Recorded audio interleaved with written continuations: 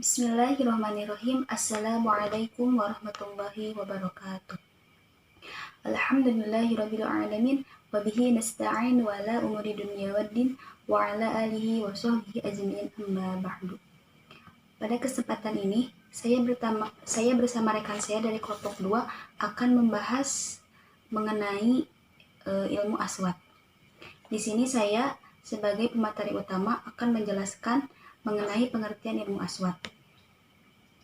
Imam Suyuti menyebutkan bahwa bahasa merupakan serangkaian suara atau aswat yang digunakan orang dalam mengungkapkan maksud yang dikehendaki.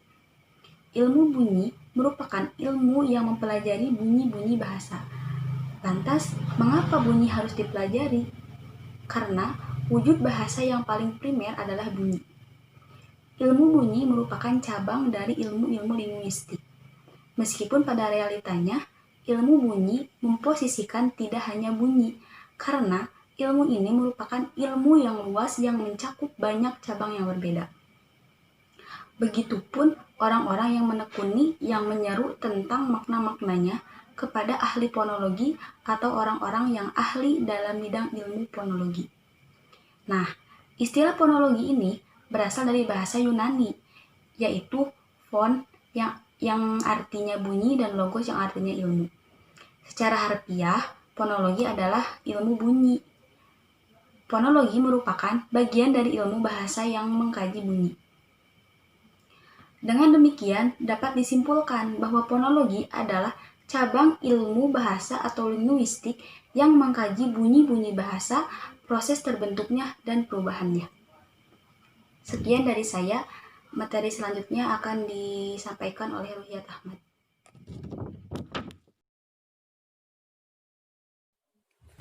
Ya, bismillahirrahmanirrahim. Baik, saya akan melanjutkan materi. Tadi sudah disampaikan mengenai definisi ilmu aswat dari rekan saya Yuni Siti Salama. Saya sekarang akan membahas mengenai pembagian ilmu aswat. Pembagian ilmu aswat ini ada banyak banget gitu kan. Pertama ada istilah-istilah yang mungkin baru kita dengar.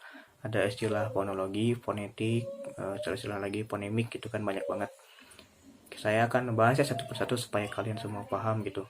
Mungkin tadi di fonologi udah dijelasin di sebagian gitu kan. Langsung saya akan membahas mengenai fonetik dan fonologi. Adapun yang disebut dengan fonetik gitu kan, fonetik.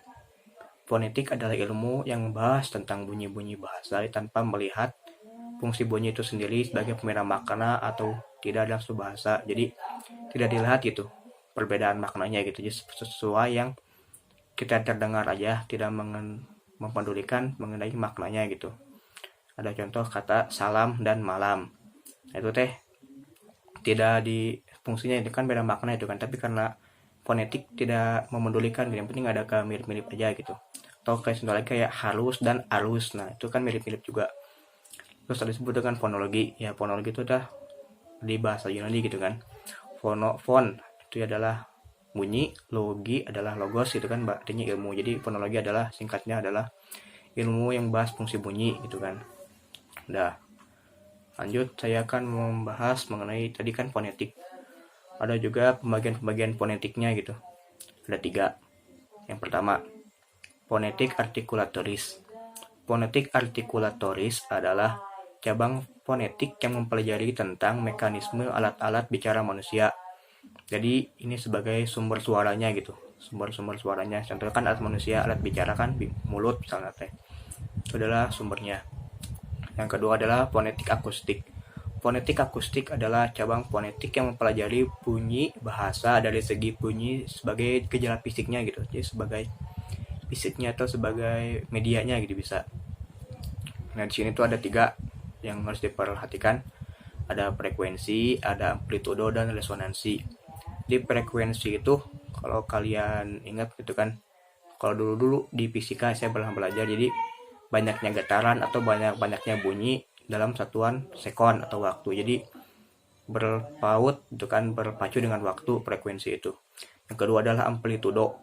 Amplitudo itu adalah keras atau enggaknya gitu suara bunyi, kedengeran keras atau enggak. Mungkin kalau yang sering kita dengar kan di TV ada istilah volume. Nah, volumenya gedein, volumenya kecilin. Nah, sebenarnya itu bukan volume tapi amplitudo gitu. Terakhir ada resonansi. Resonansi itu ikut bergetarnya suatu benda karena ada frekuensi yang sama, bisa jadi gitu. Jadi ikut bergetar suatu benda intinya. Dalam suatu ruang, misalkan ada petir datang dar, nah tiba-tiba kaca ikut bergetar, nah itu disebut resonansi juga. Terus yang ketiga, tadi kan udah dua, sekarang yang ketiga fonetik audiotoris. Jadi fonetik audiotoris adalah cabang fonetik yang mempelajari bunyi bahasa ketika bunyi tersebut sampai ke telinga pendengar, baik dari segi psikologi maupun jiwa. Nah, ini sebagai penerimanya gitu. Jadi artikulatoris sebagai pengirimnya, sumbernya, kemudian akustik sebagai medianya gitu kan, prosesnya. Yang terakhir ada audiotoris sebagai penerimanya gitu. Di sini pasti paham lah ya. Terus saya juga akan membahas, tadi kan ada istilah fonetik dan fonologi. Sekarang ada istilah fonemik. Fonemik adalah cabang pembelajaran ilmu fonologi yang mempelajari bunyi bahasa dengan memerhatikan bunyi bahasa tersebut gitu sebagai pembeda makna. Nah, kalau tadi kan fonetik mah tidak memperlihatkan perbedaan maknanya gitu. Jadi hanya lempang-lempang aja lah gitu, sesuai yang kedengeran aja suaranya gimana. Kalau fonemik mah berarti memerhatikan maknanya gitu. Ada contoh kata arus dan harus. Nah, itu kan beda makna, meskipun kedengarannya kan mirip-mirip gitu kan kalau tadi fonetik bea. Nah, kalau di fonemik itu beda makna, jadi membahas perbedaan makna tiap kata gitu.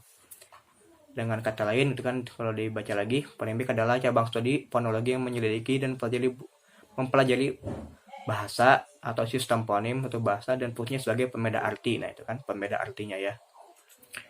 Terus ada juga tadi pembagian fonetik, sekarang ada pembagian fonemik. Pembagian ilmu fonemik gitu kan, ada yang disebut dengan ilmu bunyi deskriptif dan normatif. Nah, deskriptif itu maksudnya apa? Jadi deskriptif itu dipengaruhi oleh lingkungan. Akan terdengar sesuai kita yang terdengarnya aja gitu, kita nggak tahu makna sesungguhnya gitu kan. Yang kedengarannya apa nggak tahu gitu kan, yang apanya aslinya. Kalau yang normatif, nah itu ada kenyataannya, kata aslinya.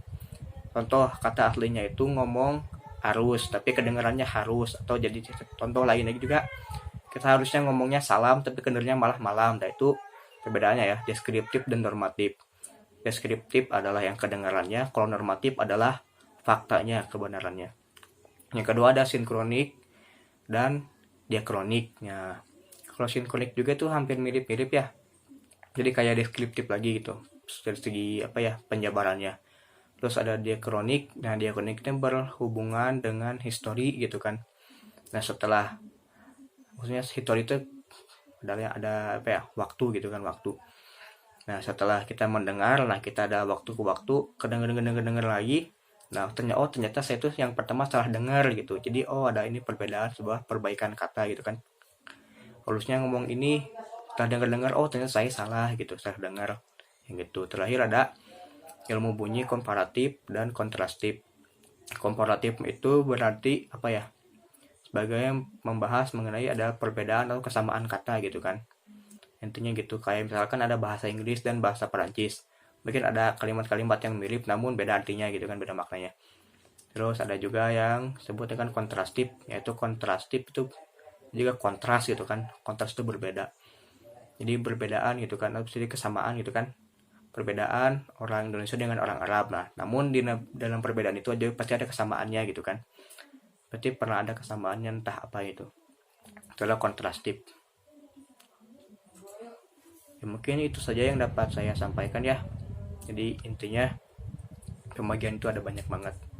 Sekian dari saya, dilanjutkan oleh rekan saya selanjutnya.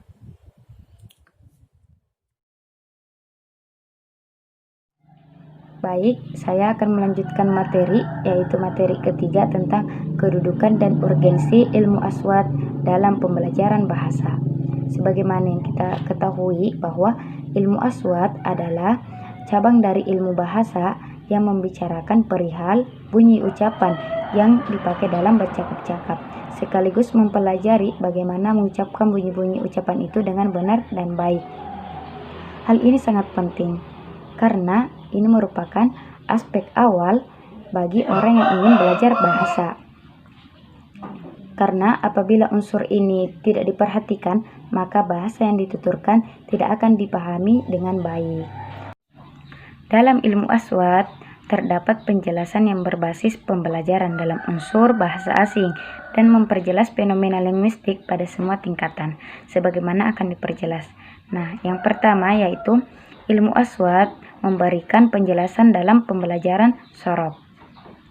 Ilmu aswat sangat berperan khususnya dalam penjelasan sebagian fenomena dalam dasar kalimat dan perubahannya. Contoh perpindahan yaitu dari kata istada ke isdada. Nah, perubahan ini dalam ilmu aswat dipelajari, yaitu melalui cara dengan membandingkan huruf-huruf yang berdekatan makhrajnya dan sifat hurufnya. Nah, yang kedua yaitu ilmu aswat memberikan keterangan untuk pembelajaran nahwiyah. Nah, contoh bagaimana membatasi jumlah al-ustadzu la yahdur hadzal yaum. Nah, apakah itu merupakan jumlah khobariyah takririyah atau istifhamiyah ingkari? Nah, memungkinkan pembatasan tersebut dari segi suara yang disebut ilmu aswat dengan nada dan intonasi. Nah, yang ketiga yaitu dalam pembelajaran makna kalimat yang disebut juga dengan semantik. Nah, ilmu aswat juga memberikan peran dalam menjelaskan makna kalimat yang memiliki makna berbeda-beda. Contoh, mudirul madrasah al-jadidah. Nah, kapan kalimat al-jadidah ini menjadi sifat dari mudiru dan kapan kalimat al-jadidah ini menjadi sifat untuk al-madrasah. Nah, dalam ilmu aswat bisa diketahui dengan mempelajari jeda kalimat. Nah, yang keempat yaitu fonologi memberikan pemahaman untuk kajian leksikologi dan leksikografi. Nah, apa yang dimaksud dengan kajian leksikologi? Yaitu leksikologi adalah cabang ilmu linguistik yang mempelajari kata, sifat, makna, hubungan antar kata, dan kelompok kata. Sedangkan leksikografi adalah cabang ilmu linguistik yang mempelajari tentang teknik penyusunan kamus. Nah, sebagaimana yang telah dijelaskan, fonologi sangat penting terhadap pengucapan atau pelafalan, fungsional, dan pembelajaran seperti yang akan dijelaskan. Nah, yang pertama yaitu pada pelafalan. Nah, seperti yang kita ketahui bahwasanya setiap bahasa mempunyai suara yang berbeda-beda yang membedakan antara satu bahasa dengan bahasa yang lain. Contoh, seperti suara do yang membedakan bahasa Arab dengan bahasa lainnya. Nah, ilmu aswat sangat penting dalam pelafalan. Mengapa demikian? Karena jika salah dalam melafalkan, maka akan berpengaruh pada makna yang dimaksud. Nah, yang kedua yaitu fungsional. Nah, suara tidak hanya memberikan bentuk bahasa tetapi juga memberikan makna. Nah, ilmu aswat sangat berperan penting dalam fungsinya, misalnya pada penjedaan dan intonasi. Jika salah menjeda kalimat yang kita ucapkan, maka maksud yang kita sampaikan pun tidak tepat. Contoh, pada kalimat kepala sekolah baru. Nah, jika kalimat ini dibaca dengan kepala sekolah baru, maka bermakna sekolah itu yang baru. Tetapi jika kita membacanya kepala sekolah itu baru, maka bermakna kepala sekolahnya yang baru. Nah, contoh yang lain yaitu kalimat Aisyah cantik. Nah, ketika kita membacanya dengan nada yang berbeda, bila kita membaca dengan nada yang tinggi ke rendah, maka itu bermakna positif. Contoh, Aisyah cantik. Nah, itu bermakna positif. Akan tetapi, ketika kita membacanya dengan nada rendah ke tinggi, maka bermakna negatif. Contoh, Aisyah cantik. Nah, itu kita meragukan kecantikan Aisyah. Nah, materi yang ketiga yaitu pembelajaran.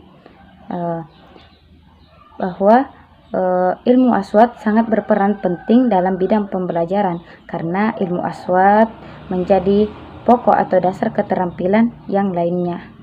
Suara memiliki peran penting dalam ilmu aswat untuk membedakan antara bahasa dengan bahasa lainnya. Mungkin sekian dari saya. Syukron. Wassalamualaikum warahmatullahi wabarakatuh.